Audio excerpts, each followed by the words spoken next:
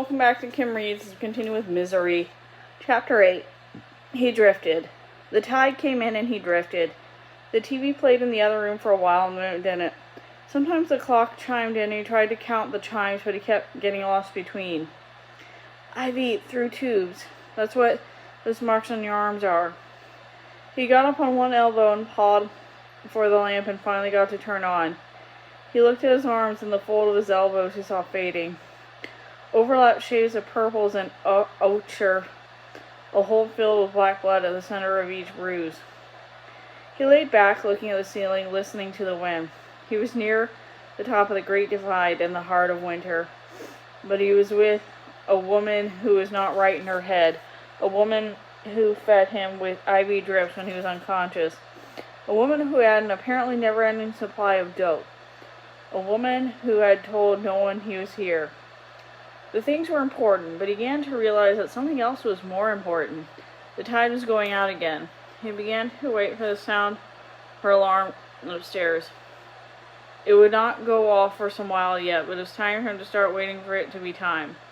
She was crazy, but he needed her. Oh, I am so much trouble, he thought, and stared blindly up at the ceiling as the droplets of sweat began to gather on his forehead again. 9. The next morning she brought him more soup and told him she had read 40 pages of what she called his manuscript book. She told him she didn't think it was good as his others. It's hard to follow. It keeps jumping back and forth in time. Technique, he said. It was somewhere between hurting and not hurting, and so he was able to think a little better about what she was saying. Technique, that's all it is. The subject dictates the form. In some vague way, he supposed that the tricks of the trade might interest, even fascinate her. God knew they had fascinated the attendees of the writers' workshops, to whom he had sometimes lectured when he was younger. The boy's mind, you see, is so confused, and so... Yes, he's very confused, and that makes him less interesting. Not uninteresting, but I'm sure you couldn't create an uninteresting character, but less interesting. And the profanity. Every other word is the F word. It has... She ruminated, feeding him the soup, automatically wiping his mouth when he dribbled almost without looking, the way an experienced typist rarely looks at the key, so he understood effortlessly that she had been a nurse. Not a doctor. Oh no, doctors would not know when the dribbles would come, or are able to forecast the course of each with such nice exactitude.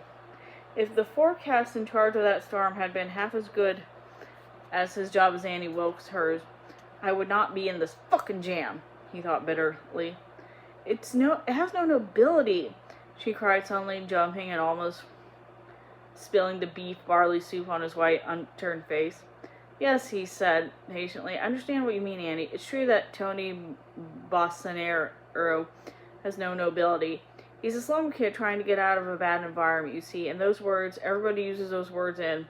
They do not, she said, giving him a forbidding look.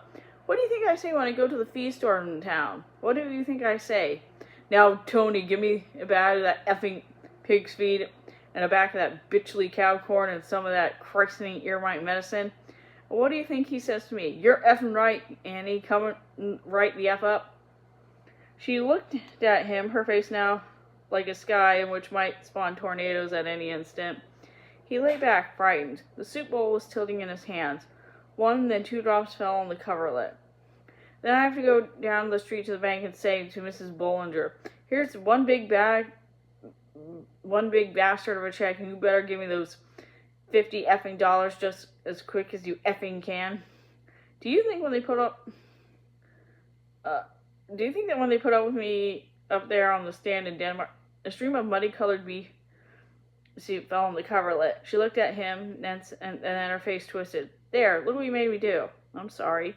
Sure you are, she screamed, then threw the bowl into the corner where it shadowed. Soup splashed on the wall. He gasped. She turned off then. She sat there for what might have been 30 seconds. During that time, Paul Sheldon's heart did not seem to beat at all.